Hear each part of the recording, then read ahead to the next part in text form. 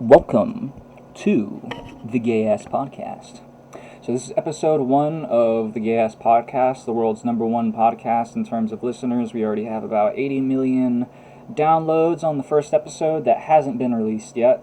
So yeah, student, just stay tuned and stay tuned for more, because I'm sure you'll love it.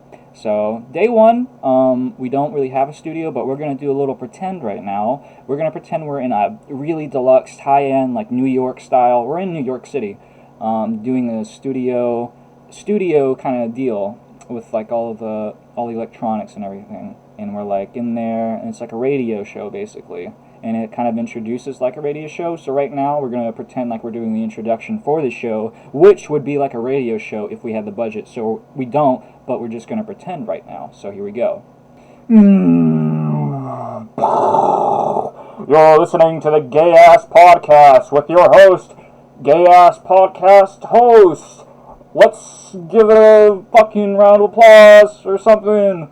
Oh, ju. Sound effects everywhere, just sound effects. Just,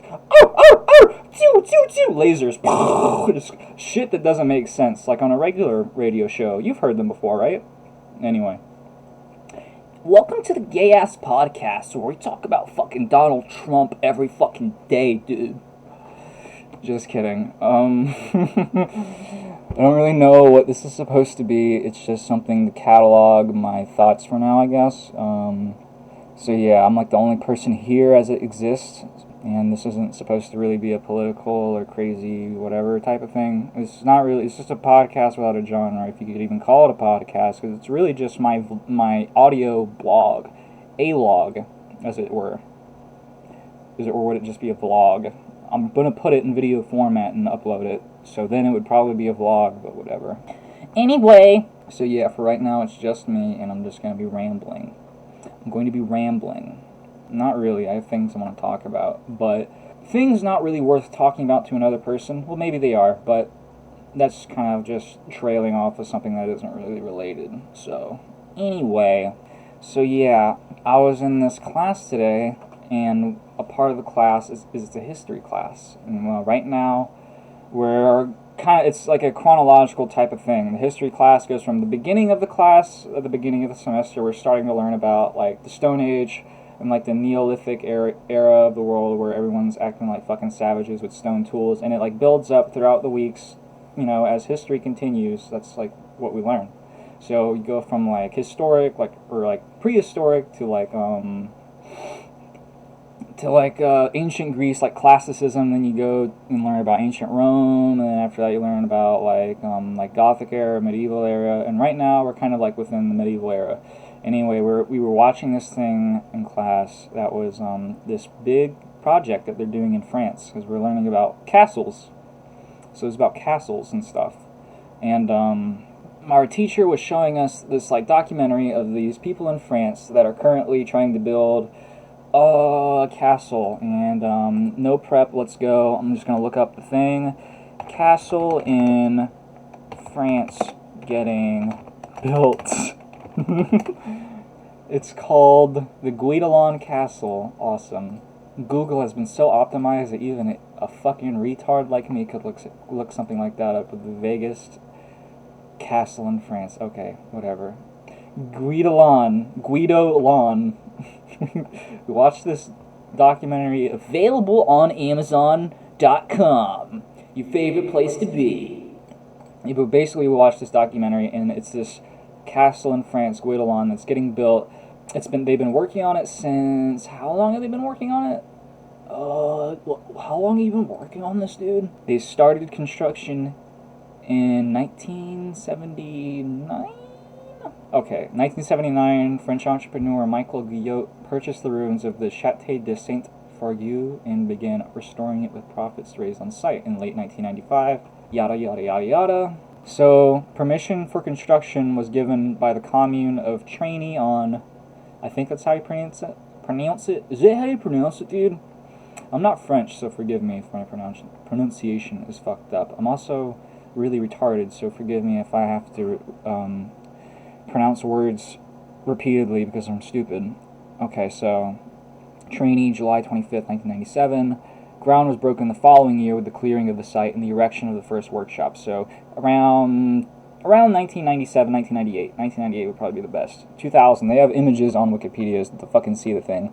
So you could basically say 2000 is really began, because you can see where they're popping off, building the foundation, getting out the workshops for everyone that needs to work there.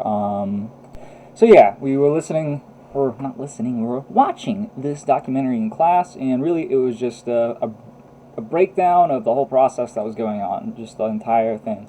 So it was just like, we started here this year, and since then, it's mostly the explanation, because the big thing is they're building a medieval-style castle, and they're doing this using the same techniques people would have used in medieval times. And so when they do this, it's like really, without borrowing a lot of the terminology that would be used for those days, because I really have no awareness with like what types of tools, what types of mechanic, what type of this and that would they be using to build shit. So really, it's all really rudimentary, and because of this, it's like the process takes a long ass time, but apparently, as they explain in the documentary, it's apparently safer, because there's not as many accidents, because it's slower and people take their time, and people are actually giving a shit and, trying to focus on what they're doing and not focusing on a TV show they'd rather be watching, or a Facebook page they'd rather be looking at. So they got that going for them, which is nice. But yeah, the whole documentary,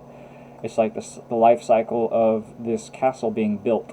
And so you can see from when they started to where they currently are, and also like they had like this I guess like a CGI thing that was actually really well done of what it would look like after it was finished, and it's actually really cool. It's very monumentous and very very interesting.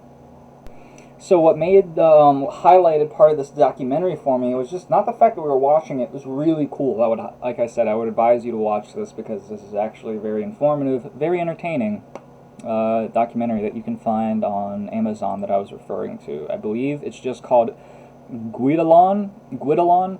If you do what I do, like this, the retard thing to do is to go to Google and type in "castle being built in France." It'll tell you what it is, and then the name is the documentary. So Guidalon is just the name. Just look it up on Amazon.com. But yeah, as we're watching this, the instructor asked us, like, okay, well, that's really cool. As you can see, it's like really different what they do. Now that you've seen this, would you rather like just drop everything and go live in like a medieval setting, building a castle like this? And for me, everyone was like, oh my god, no. I mean, imagine yourself doing this. Would you rather really go back in the medieval times? Would I, honestly? Possibly. You know what? Actually, yes. I'm not going to pussy out of my previous decision. I would definitely do it. Because my answer to that when asked was, yes, I would definitely go in the medieval days, and I would work to build a castle. It sounds it sounds like such a breath of fresh air, and it sounds like it could just very well be the thing that revitalizes my enthusiasm right now, because it's just like, I bet if I just went in there, and you're hands-on, and you're building a fucking castle, dude, and like you're with all these other people that all have these specific roles that they're trying to fulfill. Like there's a blacksmith, there's the stone cutter, stone mason, there's this and that, and this and that coordinates and does everything they're supposed to do, and that, like, all of that, like, there's so many things that are different about it that really strike me. Just like going back to, like, there's a this and a that and a this, like something that would be different compared to like modern living that I would really, really just love would just be like I said, around building a castle, you're going to have a bunch of different people good at one thing. You're going to have the blacksmith, you're going to have probably a cobbler. If this is a realistic setting, look at me. I ain't no motherfucking expert, but if I had to guess, motherfucker. Blacksmith, because he has to make all the metal shit. You gotta have, like, fucking, carpenters for all the wood, stone cutters, stone masons, people who know how to build, all that shit, structural engineers.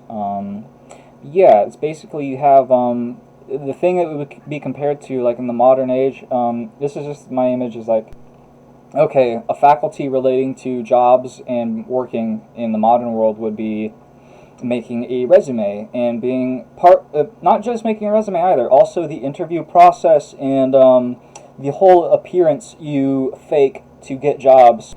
And I've heard other people make note of this too that I've really enjoyed, because I'm glad to have heard it, where it's just like this jack of all trades, like cosmopolitan type of appearance that you try to do. It's like a post-recession type of mentality that you have to have in order to be, like, perceivably to be successful in the world of careers.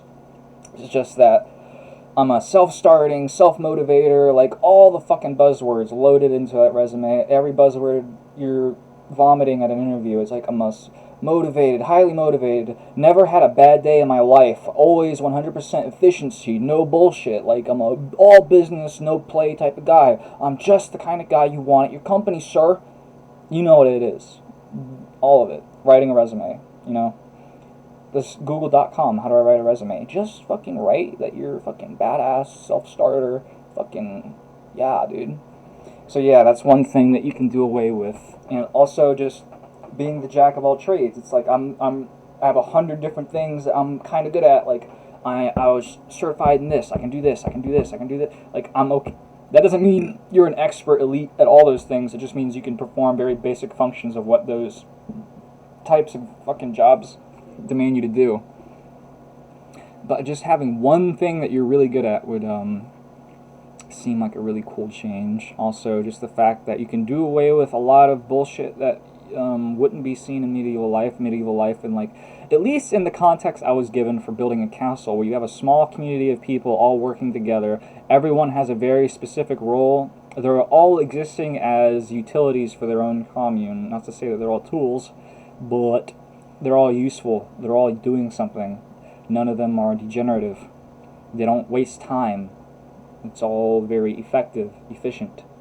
And it's just like, I don't know, like for me, it's like I can think of all the different little specks of bullshit that are incorporated in a postmodern person's day that would be done away with if I were to transition to medieval times. But also, you're introducing a whole world of bullshit that you wouldn't be dealing with in postmodern times as you would in the medieval times. Like, for instance, getting eaten or getting killed by an invader or a raider, having some type of curse put on you by a witch. It's probably a big reason why they killed those people back then, was just how much trouble they were brewing. And just like dying because of very simple shit, like you have a very minor illness compared to what it would be today. Like you have a fever and you have diarrhea a couple times and then you die of dehydration. Like there's shit like that, but I don't know. I think the trade-off is equally good because, I don't know, probably not, because it's just me, maybe it's just me being a bitch, dude. And like I'm bitching out to all these like basic things in life that I feel like are shitty. But anyway, it's like going back to medieval times. What are you doing away with if you go back there? Okay, we already established solid community. You do a job, everyone else does a job, everyone has a role. You get it. Yeah, you're constantly working towards a unified goal, like with the context of making a fucking castle. You're going to be doing that, apparently. My instructor told me that it takes at least two generations normally for a castle to be built in Europe in the medieval age. Like it took 50 years, upwards of 40 to 50 years, I think. That's what they told me. Okay. So yeah. In medieval times, I'm going to do a big boomer post right now, but yeah, no more smartphones, no more computers, no more internet, fuck it. No more knowing how to fucking read either. Teaching stupid people how to read is probably a really bad mistake people made.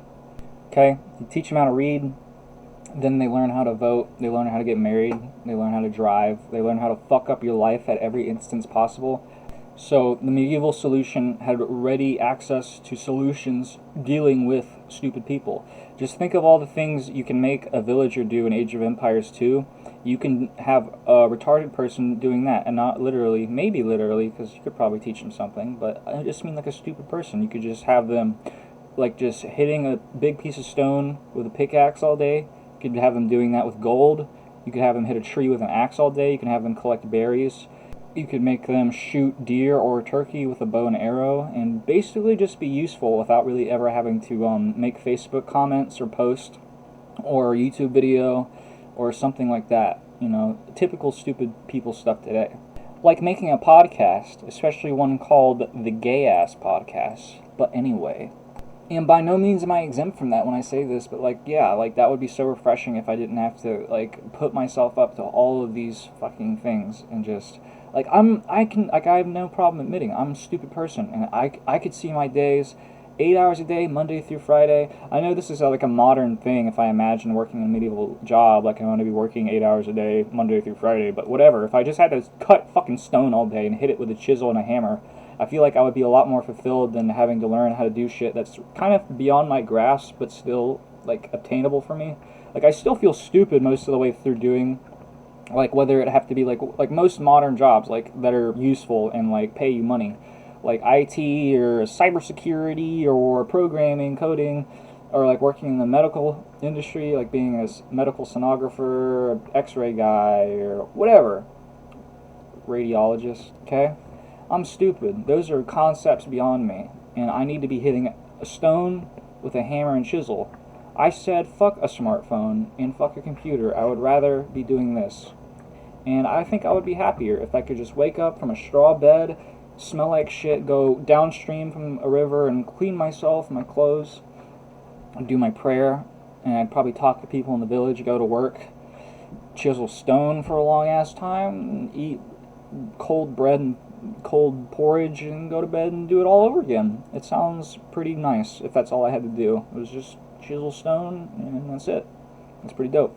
While my teacher did this, she trailed off once we were finished. Towards the end of class, to describe what we would be learning sooner rather than later would be about the Goths or Visigoth culture and just Gothic shit from medieval Europe and what the term Gothic means. And to preface this, she had asked the class a controversial question. She asked us, is it ever okay to say the N-word? And for the duration of people being asked this, I kept my peace and didn't really say anything because, yeah, is it ever okay to say the N-word? The First Amendment of our amendments as Americans is that I have the freedom of speech. So I'm protected by the Constitution and all our first responder military personnel that defend the United States of America to say the N-word on the internet with zero repercussions. It is my First Amendment right to say the N-word right now in front of you. That's what the whole heritage not hate thing is all about, is my right to say. I have a basic principled right to say the N-word. I do not say it because I'm a racist. I say it merely on the basis that I am protected legally by the government to say the N-word with no legal repercussions. That is why I say the N-word every day at my computer, for the novelty of it, not just to offend you. But really though, it's like teacher asked the question and you get the basic bitch response. It was either no or it depends on the context. I think most of us can agree that yes, it does depend on the context. You can't go out on the street, N-word this, N-word that, especially as a white person, because they'll check you on that now. But otherwise, if you're black, you can do that. But you know what I mean. The only reason she brought up, is it ever okay to say the N-word, is to make this analogy or point where she was like, okay, well, she was just like, so basically the way that the N-word is a derogatory term, the same is applied with the term Gothic, as it's like the, she describes it, as, the term Gothic was to describe the people, like proto-German people, how they would describe German people when they were in tribes and tribal people before they were, like, officially German, I guess, whatever. So Gothic was used as a derogatory term, and it got some gears spurring in my head that made me think, like, dude, what if, you know how, so, like, the same way, like modern goth culture is, like, it was a term appropriated to describe, like, a certain fashion sense and taste in music with goth shit, like, from the past, like, 30 years, where it's like, yeah, man, I'm goth, like, well, like, in 100 years or 200 years from now, are we gonna have, like goth music, but it's called nigger music, and people dress nigger. Like, yeah, dude, like, that guy is such a nigger. Man, I love nigger music. Wait, I just realized, okay, yeah, that's already a thing, but we call it, can't spell crap without rap. Yeah. So, yeah, I just imagined a subculture called, like, I guess, niggerdom, or just nigger, in like 100 years, and that was kind of funny. Yeah, this teacher is, I will say, a very adequate teacher, but she's pretty funny about shoehorning in inwardology things, as if it ever kind of relates to the subject matter we're learning. Is the N-word ever Can the N-word be used as an analogy to describe my curriculum? That's what she's thinking before she asks something like that, probably. Probably not. I'm just being rude. But whatever, man. So I think that about wraps up all I really wanted to talk about for this episode of Gay Ass Podcast. We'll call it fucking medieval bullshit and the fundamental constitutional principles that allow you to say the N-word. I don't know. That'll come out later. In conclusion, just to point out and just reiterate, don't really know what this is about for now. It's just like a series of, it's like spoken word, man, like fucking slam poetry. It's just flow of thought. It's not really well organized, well researched, well anything. It's not well at all. So for now, you know what to expect. But in the future, maybe I'll have a guest. Who knows? More reason to keep listening, right? So that's about it for today. Footloose and fancy free. Pretty short, pretty easy for you to digest. 20 minutes, easy episode. Okay? Alright. Thank you so much for listening to the first episode of the Gay Ass Podcast. This is the world's #1 podcast talking about having sex all the time, every day, making shitloads of money, and just being super successful, really cool, being a pro gamer. This is the pro gamer, having sex every day, cool, new trap music, rap music podcast, where we just talk about cool stuff like gaming, new rap music, and getting pussy all the time. So stay tuned for the Gay Ass Podcast, episode 2, where we talk about how we're pro gamers, making millions of dollars, getting pussy every day, and I'm going to achieve all that within the span of probably, I don't know, the amount of time until episode 2 comes out. So probably a couple weeks, I'll be a millionaire getting pussy every day and being a pro gamer like Ninja, or I don't know any pro gaming teams. So a pro gamer that you would see at like the top League of Legends or CSGO competitions, just going ham on those keyboards, scoring mad trick shots and cool skill shots and shit. Pro gaming, sponsored by Pro Gamer. Game like a pro. Okay, that's the end.